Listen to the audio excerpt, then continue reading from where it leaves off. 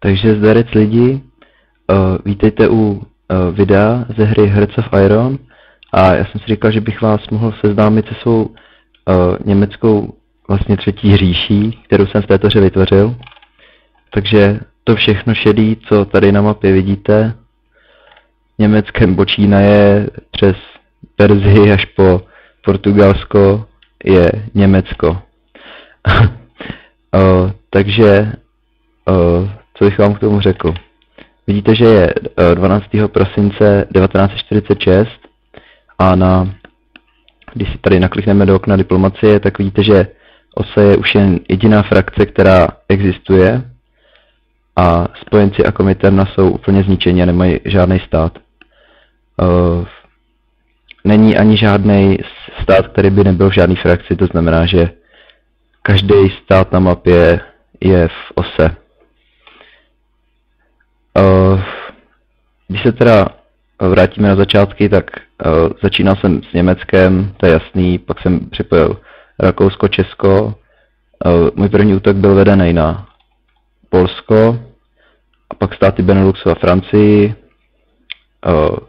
Dánsko, pak jsem dobil tady tu oblast a pak jsem šel rovno na Sovětský svaz, který jsem dobil vlastně podle německého historického plánu po linii Archangelsk a Strachaň.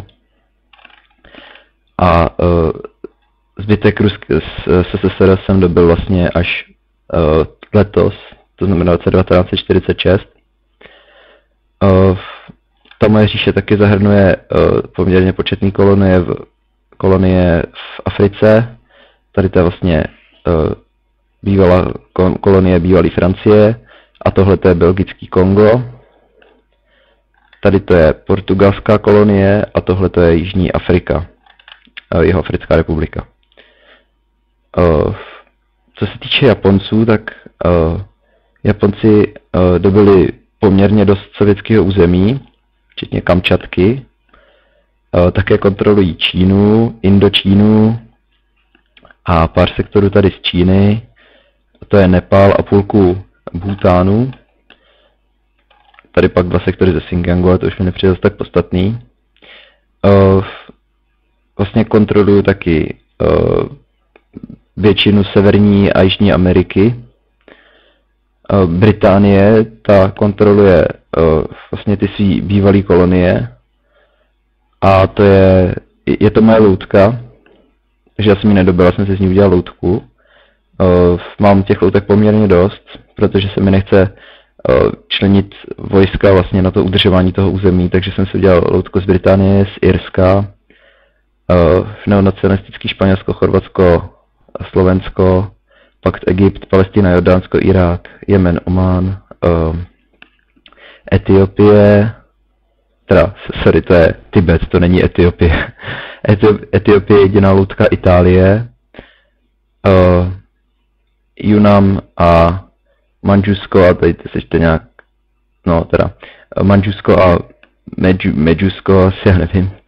Tak to jsou loutky japonská, Yunnan, Guangxi, to jsou moje loutky a Tibet je taky moje loutka.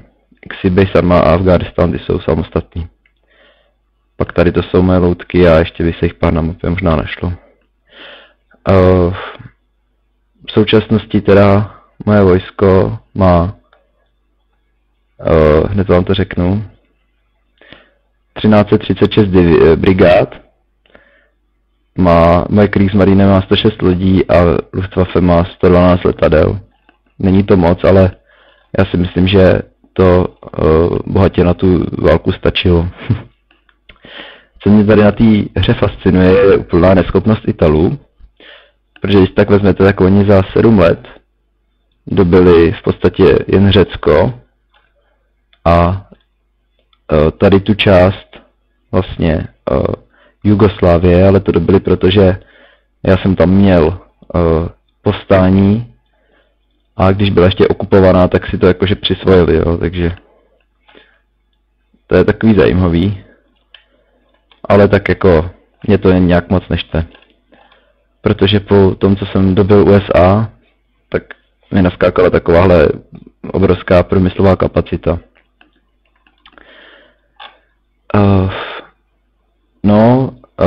vlastně jediný sektory, co už nevlastní OSA, tak jsou takovýhle čechrovaný sektory, což je povstání. Zajímavé je, že třeba tady v té Americe, když tam prostě pošlu nějakou jednotku, tak to jakože nechce obsadit, protože tam není infrastruktura, tady to je úplně stejný.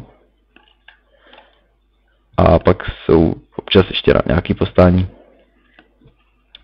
No a to je asi teda všechno tady k té míře, v té míříši. Viděl jsem, že to lidi takhle nahrávají občas, aby se taky pochlubili, tak si říkal, že proč to taky neukázat lidem.